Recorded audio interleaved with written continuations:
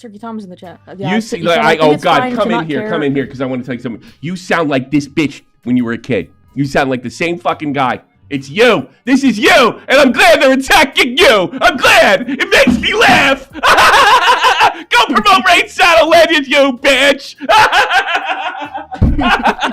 I don't know. He's gonna hop on. People only promote Raid Shadow Legends. They don't play the games. Now you're on the other end, fuckface.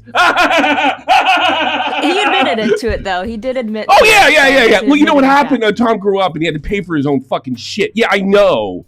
He used to hate women too, and now he thinks they're cool. Oh yeah, no, we'll see how this goes. Is he here? Is he coming? No, he's coming soon. Oh no, okay. He'll come eventually. He said he'd hop on. No, but we could probably just keep going until he comes on. Hey, what's up? I'm good. How are you? You Slop. I'm doing really good. It's good to hear from you. And I, unlike those guys, are enjoying your success. I appreciate it.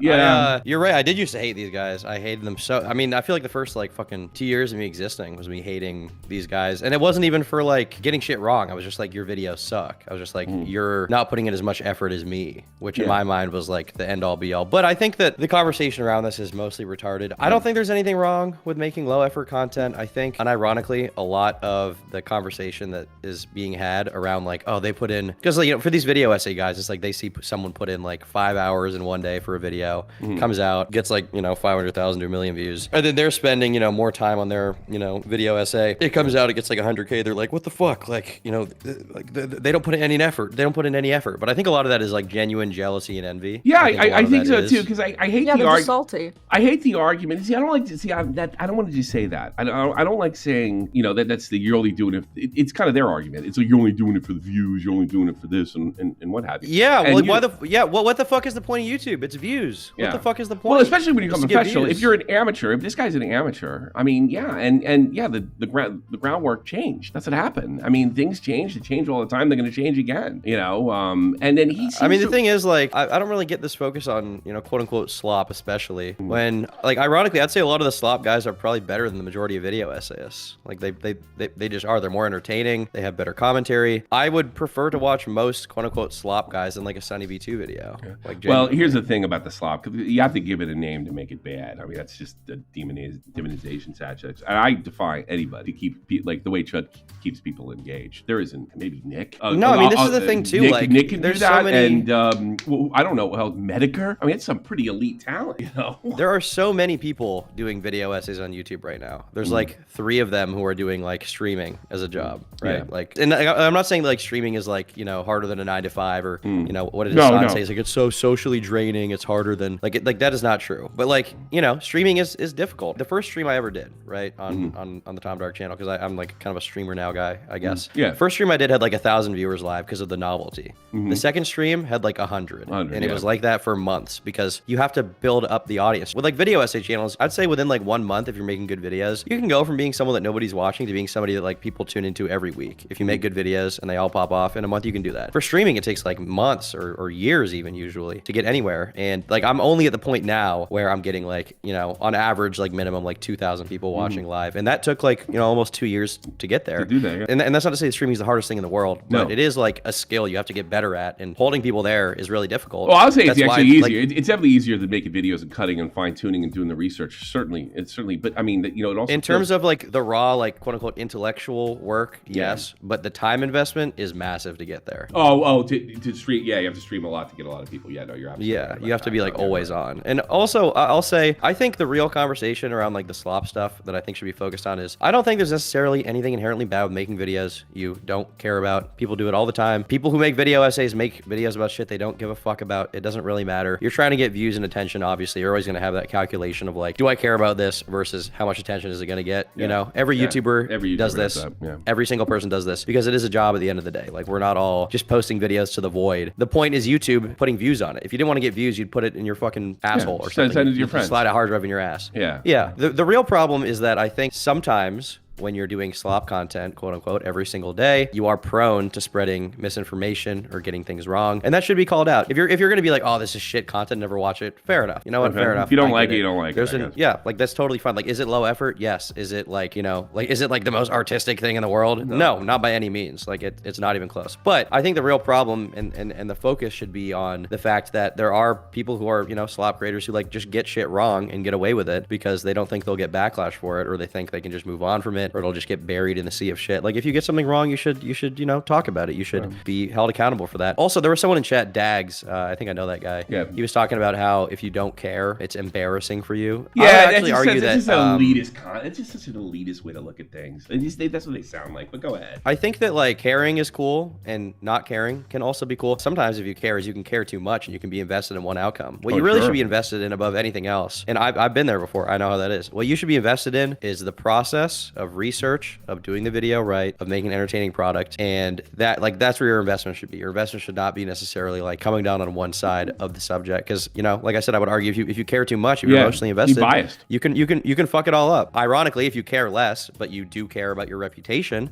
and making sure that that's upheld, and you care about getting the story right, you're probably more prone to doing, you know, good content that's not going to be, you know, aging like some spoiled milk, you know. I'll make another argument that's completely off base. I think if you make a comment like that, you're not looking at this like work. I mean, everybody has to do things they don't want to do or are not that interesting. That's just work to me. And it just sounds like a bunch of guys that don't work or don't know anything about it. So of course you got to cover a certain amount of things that you don't. You have work. You're paying people now, right, Tom? Yeah, a lot of them. Yeah. Are you paying anybody a living wage yet? Yeah, like you have fucking, now you have an obligation. Say like 10 people. Yeah. Okay. Now you have an obligation. Yeah, exactly. It's not even selling out. You are obligated to your employees to get them fucking paid. So to me, like, what's that guy's rags? You sound like a bunch of children to me. Tom has to. Yeah. He has to. He has an obligation to. There's certain things you can't say because it sucks. Because I'm sure there's things you can't say because I can't ruin my fucking own career and take those people with me because they just sound like children. This is a child's outlook. This is like, I mean, I don't know what it compares to. You know, you sold out. The childish teenage, my favorite band sold out. That's what it sounds like to me. A bunch of children. Yeah, but to be clear, like if people don't like the videos, that's totally fine. If they want to shit on it, make fun of it, I think that's totally fine. And that's what I did. You know, you can do that totally. Yeah, but they're going in every step. They want to. They're attempting. A bunch of beta males are attempting to make it uncool. And he even suggests at the end of the video that if we all start doing it together, then somehow the quality will improve. No, somebody will fill the void and come up with another different thing. I mean,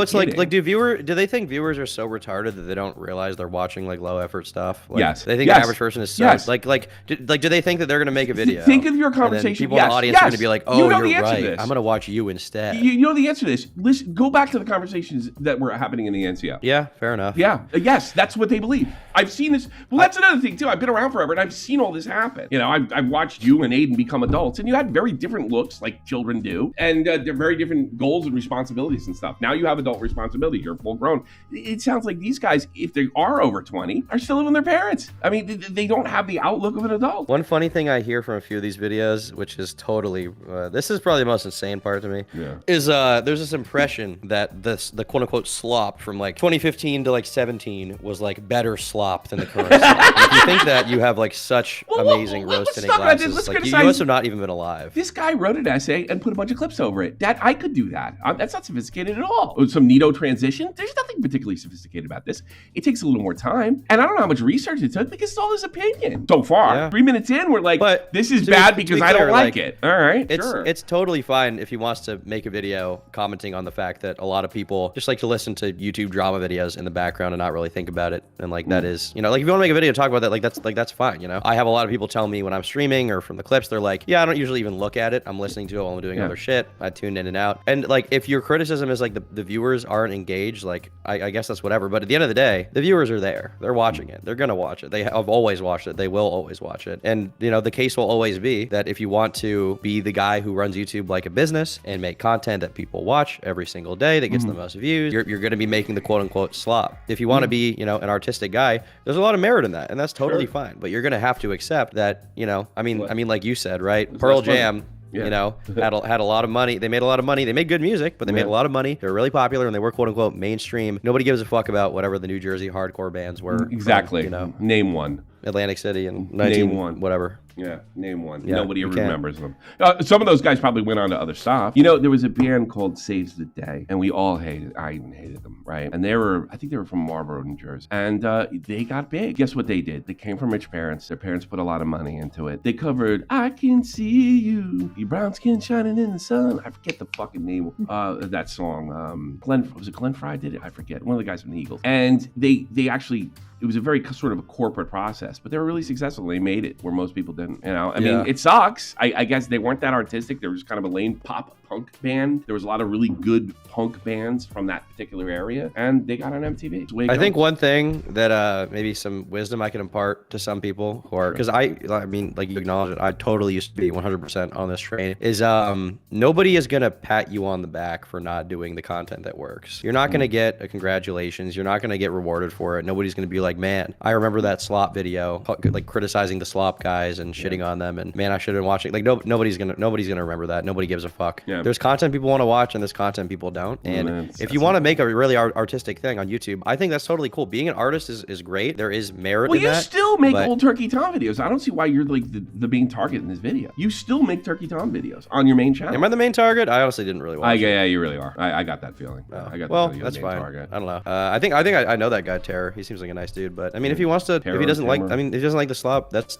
totally fine. See, the thing is, I already fine with it. I think this stuff's grab. I think we can do better. All right, but there does seem to think of like we have to band together so these guys go away. There is that thing. Hello.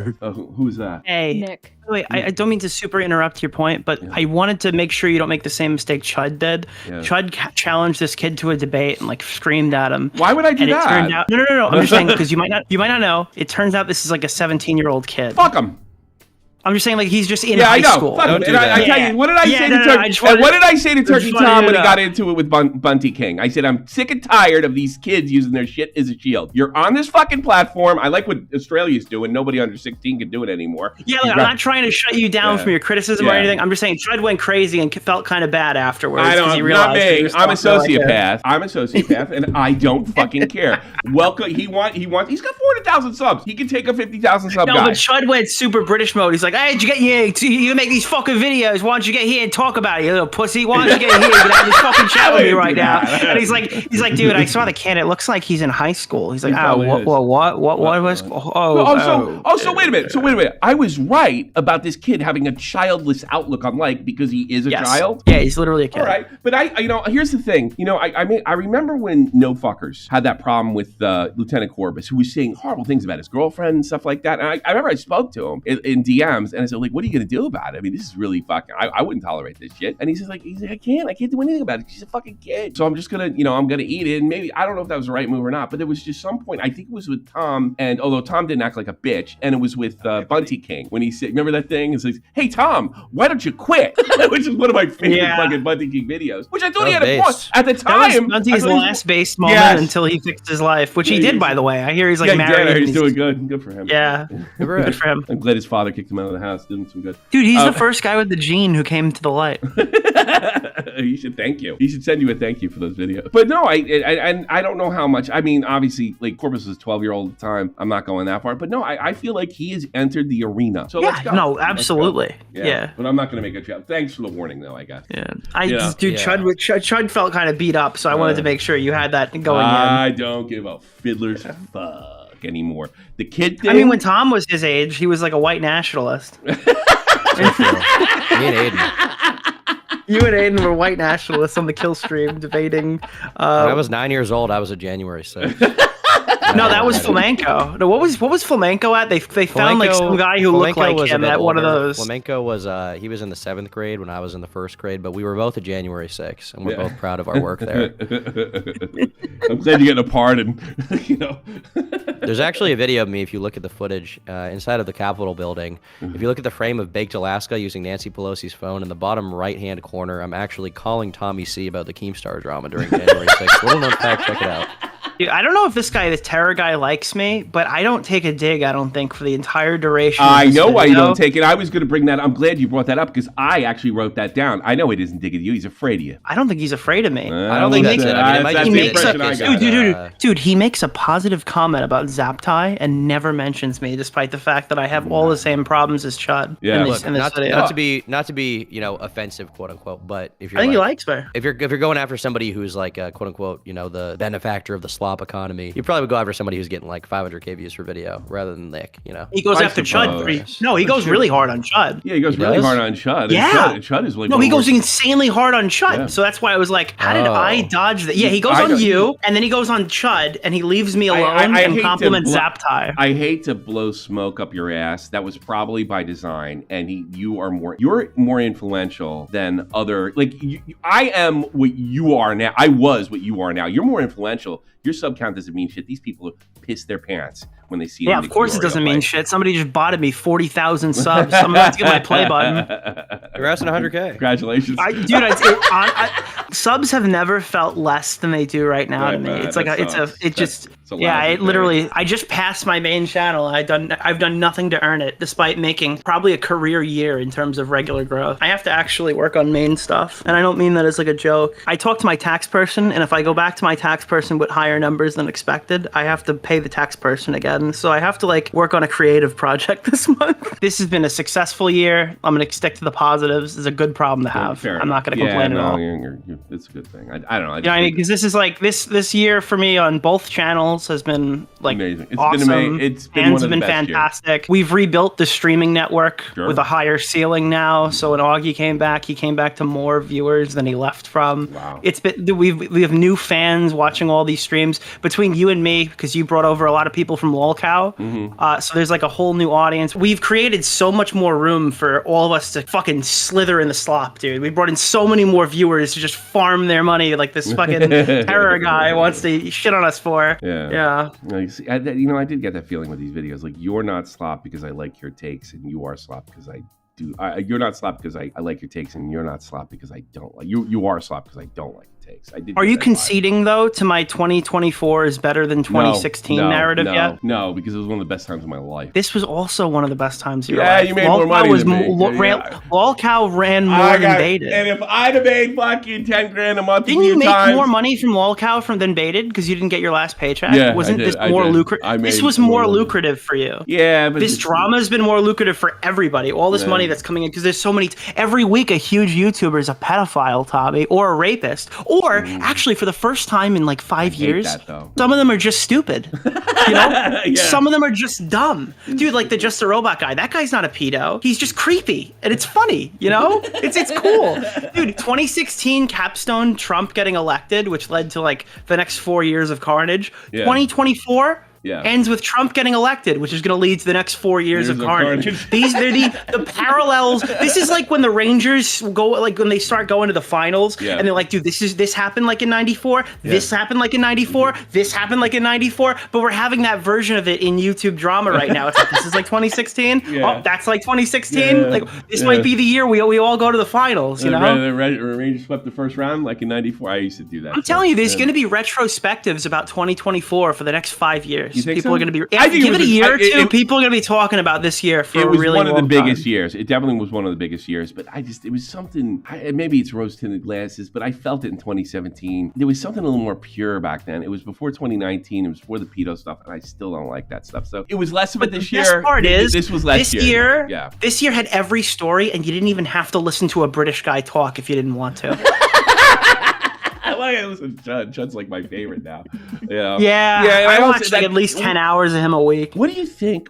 Like saying Chud's like just slop? I mean, who can hold like he can hold? But Chud is slop. No, but like Chud's literally isn't slop. I don't think he's sloppy if you look at it, all. That's by design. Oh yeah, I get. He hands it to DK. He makes the most inflammatory thumbnail. He puts up like hour-long stream segments. What I post is slop. Yeah, what he posts is slop. Yeah, I guess the idea is to post a piece of content every single day to keep yourself sub box full and people coming back. And to do that, you're going to be cutting an hour, like a 4-hour stream into like 3 different segments and stuff. And that's not high effort content. No, it doesn't have to be. Yeah. All right. But like, there's 2 types of slop, and I want to point this out before I go. There's the slop that hurts people and the slop that doesn't. When people don't fucking care and they make content where they are actively working at the detriment of other people. This is sometimes people like Pegasus, people like a Cheeto, that is infinitely worse, quote unquote, slop than just like Chud Logic making money. Because Chud Logic making money that you don't like him having is your personal problem. People misrepresenting a story because they don't care and they just want a paycheck is everyone's problem. No,